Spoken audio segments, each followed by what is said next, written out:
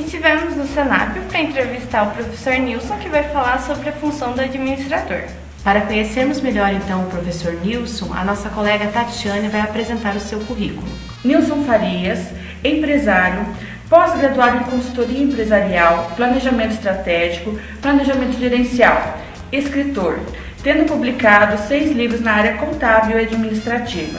Agora vamos conferir a mesa redonda com o professor Nilson. Bom, estamos aqui com os alunos para conhecer melhor a função do administrador.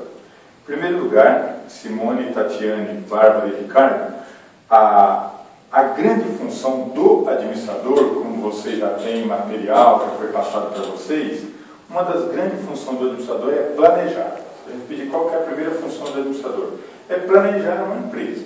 Esse planejamento, na maioria das vezes, ela acontece desde o momento em que você pensa em abrir uma empresa. Peraí, o que você faz? Ou o que você gosta? Então, essa é a função do administrador. Eu, como consultor, as pessoas me procuram e a primeira grande pergunta que eu faço para elas: o que você faz? Dentro do que você faz, o que você gosta de fazer? Uma empresa não dá para você inovar.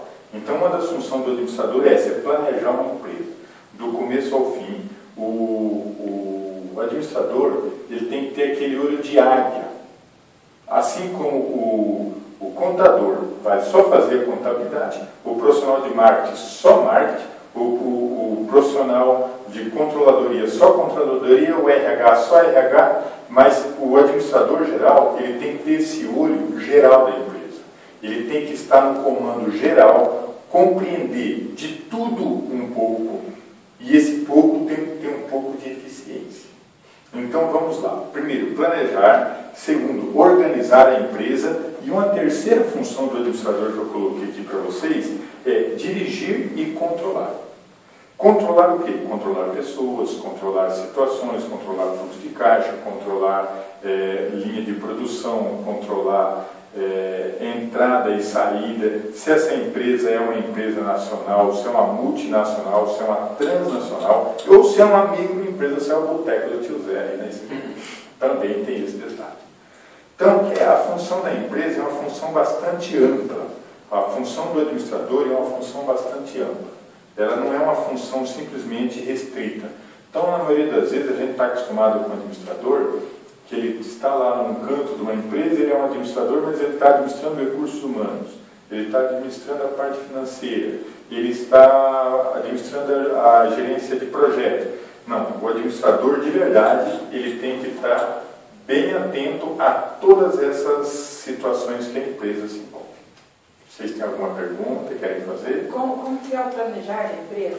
Como que é o planejar da empresa? O planejar da empresa, todo grande administrador, ele tem ali uma situação normalmente de checklist na sua função. Então, por exemplo, se ele é o administrador de uma empresa que é uma empresa grande, mas que é só dele, então ele tem normalmente ali toda a parte, a começar pela parte financeira, que é o coração da empresa, né? Sem ela, tudo para. Então, ele começa com gerenciamento financeiro, depois com gerenciamento estratégico, depois com linha de produção, depois da linha de distribuição, depois da linha de produção, distribuição disso, aí ele vai para o RH, ele controla esse RH, controle de, ele pode estar envolvido e deve estar envolvido, por exemplo, no recrutamento, que recrutamento é uma coisa, seleção é outra, de também selecionar esse funcionário, conforme o perfil da empresa, ele vai selecionar o perfil desse funcionário, o que é bastante interessante. Isso é uma função do administrador geral. Se ele for uma empresa pequena, ele tem que estar envolto em tudo isso. Se é uma empresa grande, se é uma empresa, uma multirede, por exemplo, cada administrador pode estar numa função. Mas o administrador geral tem que ter o controle de todas essas etapas na linha de produção. De tudo fazer a empresa conseguir girar. Mais alguma pergunta? Talvez assim, no recrutamento, o que a gente precisa ter mais ênfase para fazer esse recrutamento? O recrutamento e seleção são duas coisas bastante distintas, aparentemente iguais, mas não são tão iguais assim. Porque o recrutamento é você dizer, ó, eu estou com vaga aberta, disponível, aí pode chover caminhão de gente. Vem aquelas centenas e dezenas de pessoas. A hora que elas entrarem na empresa, opa, agora para. Agora eu vou fazer a seleção. Agora, vamos imaginar que eu aqui fiz um recrutamento e apareceu vocês 4 aqui para mim. Apareceu a Simone, a Tatiane, a Bárbara e o Ricardo. Beleza, agora eu quero saber de vocês 4, eu tenho uma vaga. Qual é o perfil que eu quero? Talvez vocês 4 poderiam trabalhar, mas entre vocês 4 tem um perfil que se adapta mais à minha empresa. E é isso que eu vou fazer agora o recursos humanos, se for uma empresa grande, se for uma empresa um pouco menor, como o próprio administrador faz todo esse processo. Ele tem que estar habilitado para isso. Ele está habilitado para isso. Nem sempre competente, mas habilitado sim, tem que estar habilitado. E o que é essa seleção? A seleção, ela envolve uma série de quesitos, de estratégia na hora de seleção. Por exemplo, eu já fiz seleções com N situações. Eu queria, por exemplo, contratar alguém para a área de gerência. Aí o que eu fiz? Peguei numa sala, apenas uma mesinha de vidro ali, joguei 3 papéis, com 3 lixeiras de vidro em cada canto, com a lixeira metade de lixo, de papéis amassados, similares àqueles que estavam no meio da sala. De 9 candidatos, apenas um juntou o papel. Então, esse pode ser um primeiro critério de seleção, por exemplo. Eu fui contratado para fazer seleção de uma empresa de ônibus. Tinha que ter uma paciência do tamanho do mundo. Aí, o que eu fiz? Eu fazia o recrutamento deles todos na segunda-feira. Vinha 60, 70 pessoas. Eu não ia. Eu deixava na segunda, eles iam na terça, eu não ia, eles iam na quarta, eu não ia, eles iam na quinta, eu não ia. Eu só ia lá na sexta tarde. Dos 40, dos 50 que eu recrutei para a seleção, na verdade, quando eu chegava na sexta-feira, eu só tinha 2, 1 ou nenhum. Aí eles não sabiam que o meu atraso e a minha não ida na empresa já era o critério de seleção. Porque eu precisava de alguém para dirigir ônibus com a paciência do tamanho do mundo. E o primeiro critério é ter muita paciência. Eu tenho muita paciência primeiro, para ir lá todo dia, me esperar, de manhã, de tarde eu não ia, de manhã, de tarde eu não ia. Tanto é que quando eu chegava, eu já estava selecionado, já tinha feito a seleção da semana, então ele foi a paciência, que era o critério número 1. Aí quando na sexta-feira de manhã, alguém via se ele realmente dirigia ônibus, sabia todos os processos direitinho, sabendo, eu ia à tarde, já mandava pagar a segunda-feira que ele ficou na empresa o tempo todo. Então, isso faz parte de um processo de administração. Agora, a função do administrador, de controlar, existem várias situações. Existe a empresa privada mesmo, existe a empresa pública, que é outro tipo de administrador, é outra administração. Existe a empresa estatal, totalmente estatal. Existe a empresa paraestatal, existem as fundações e existe também os institutos. Então são todas variações de empresas, só para vocês terem uma ideia. Se nós pegarmos aqui, por exemplo, uma fundação ela tem tanto compromisso com, por exemplo, com a questão do dinheiro, que nas suas declarações que ela estabelece lá, bimestral, trimestral ou semestral, se der diferença de 50 centavos e 1 milhão, o problema é o mesmo. É o administrador aqui, é o Ministério Público ali e o juiz do outro. E o administrador para a cadeia. Não pode dar errado. Aí, por exemplo, uma fundação. Por exemplo, existem as empresas de filantropia, que muitos gostam de chamar de empresa de forma errada, eles chamam de beneficente, que é beneficente, não correto, né? Empresas beneficentes. Essas empresas, elas não podem ter lucro. E elas estão aí normais na nossa sociedade. Elas têm que provar uma assistência social. O exemplo mais típico que a gente tem na nossa cidade são os colégios religiosos. Eles são empresas filantrópicas.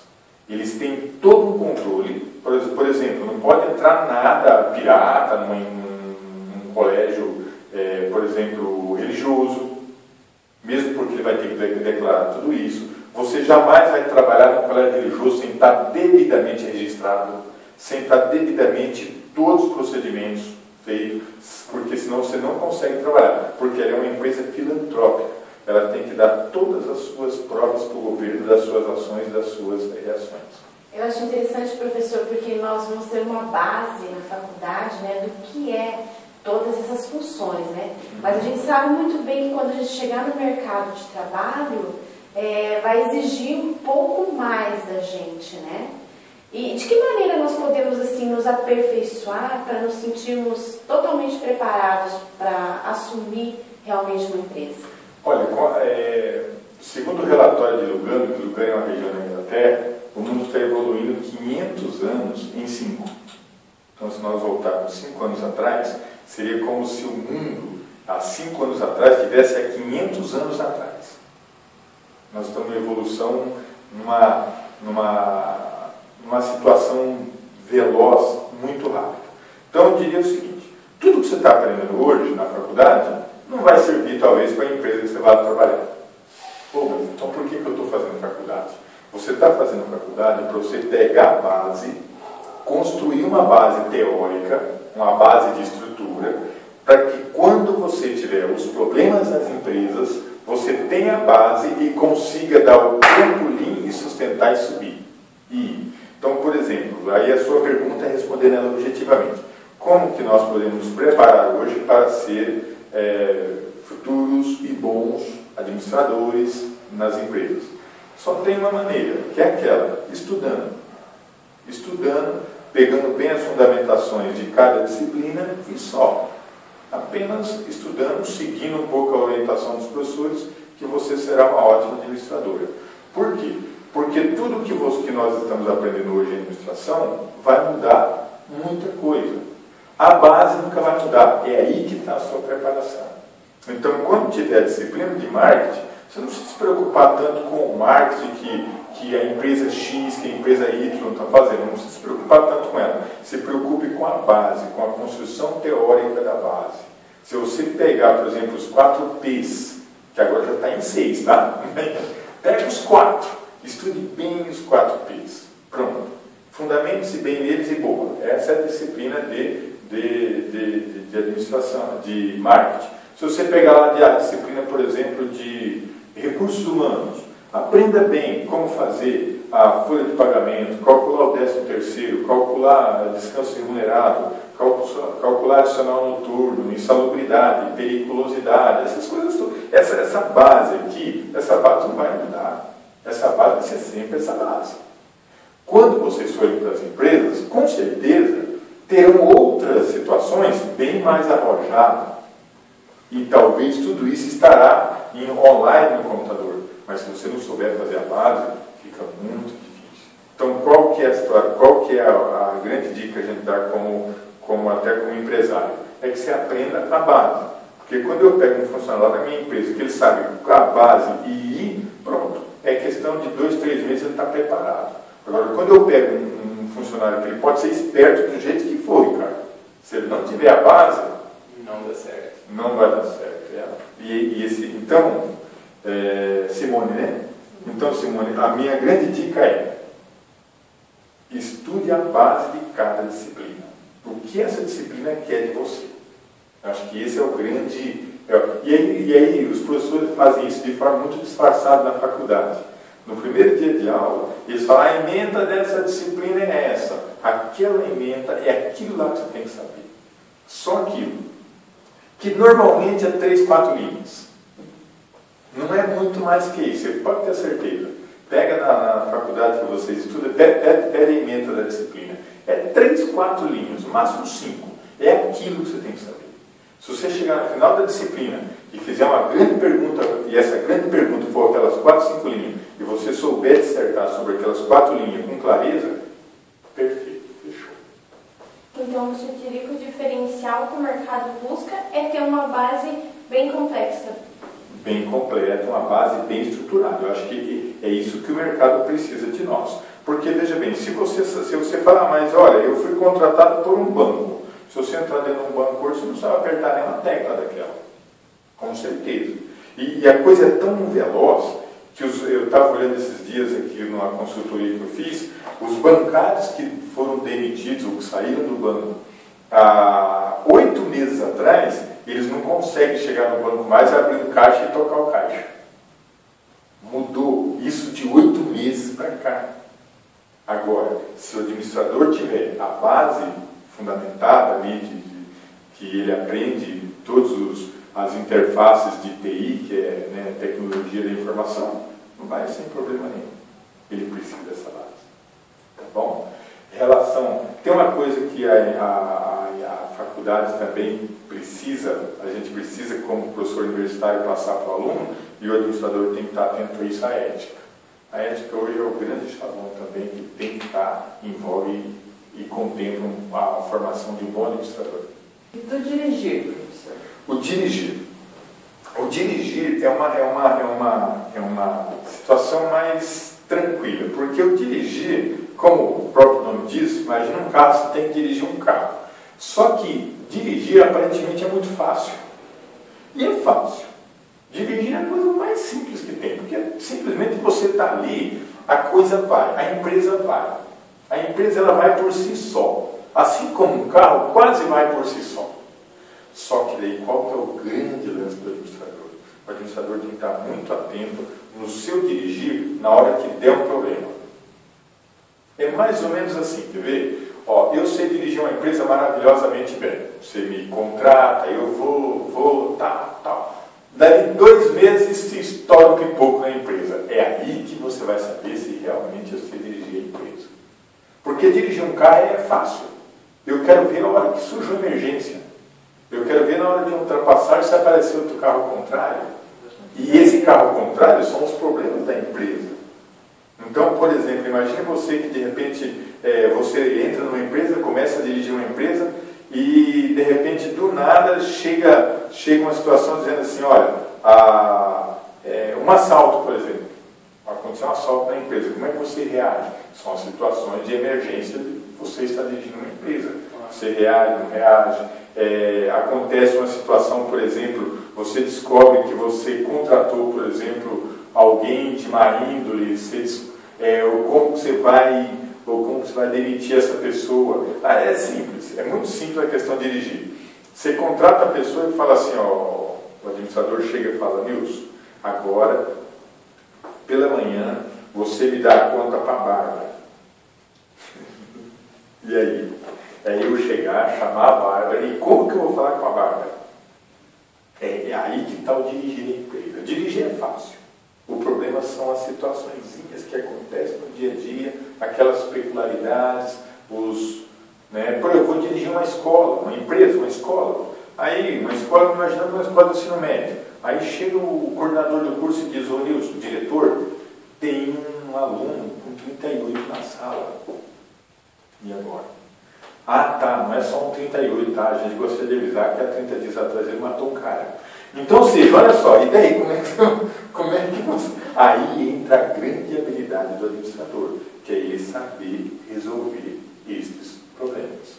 Lidar com as variáveis, no caso, né, da grande base sólida que você tem em relação ao curso que faz, ou então ao curso da administração. Exatamente. Eu, por exemplo, gosto muito de um exemplo que eu peguei uma aula de um colégio da periferia, aí cheguei lá, eu como administrador também, cheguei, a diretora me chamou na sala dela e falou, esses 3 alunos são os 3 piores da sala, nominou e me deu o nome deles no papelzinho, falou aqui, esse já bateu no professor, esse já atirou não sei quem, esse já estocou não sei mais quem e tal, e assim por diante.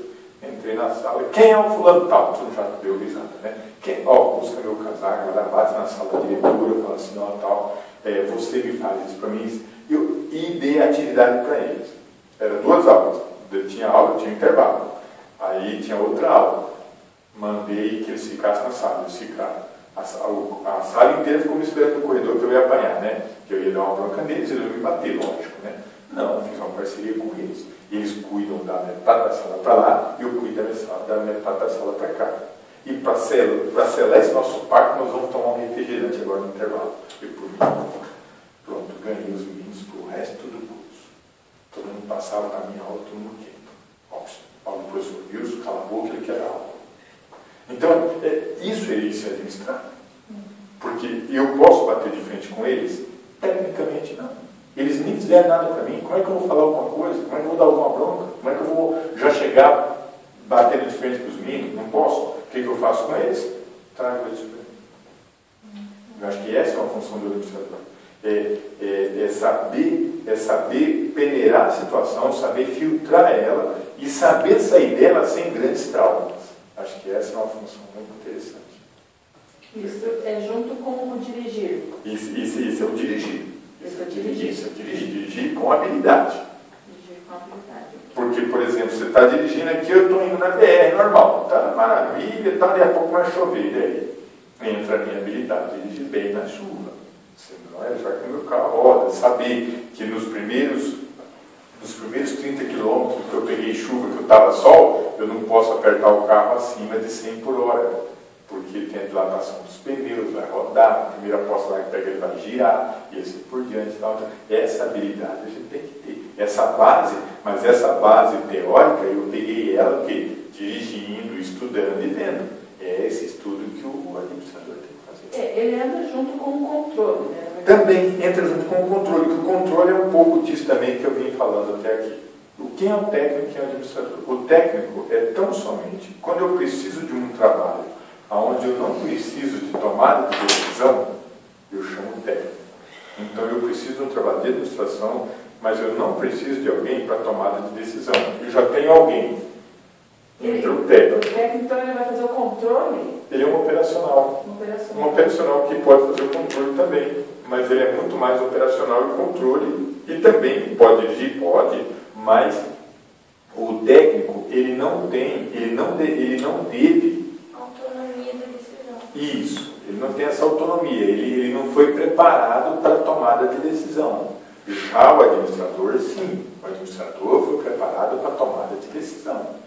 Por exemplo, imaginamos que eu tenho uma empresa multirrede e todo o meu administrativo é feito lá em São Paulo, lá em Belo Horizonte, lá em Porto Alegre. E aqui em Cascavel tem uma unidade. Eu posso trabalhar com um técnico administrativo aqui, porque todas as grandes decisões gerenciais estão sendo tomadas por lá. Então o técnico pode tranquilamente tocar a empresa aqui. Agora, se eu preciso de alguém para tomada de decisão rápida, para resolver situações de conflito ou situações emergenciais da empresa, aí eu preciso mais do administrador. Porque o administrador teve essa disciplina com mais ênfase que vocês podem ver aqui, que é o que? Psicologia, filosofia, sociologia. Essas disciplinas, direito empresarial, essa disciplina toda vai dar para ele a capacidade de tomada de decisão e uma compreensão de pessoas. Que normalmente o técnico ele não entra muito nessa compreensão de pessoas. Ele é altamente técnico mesmo.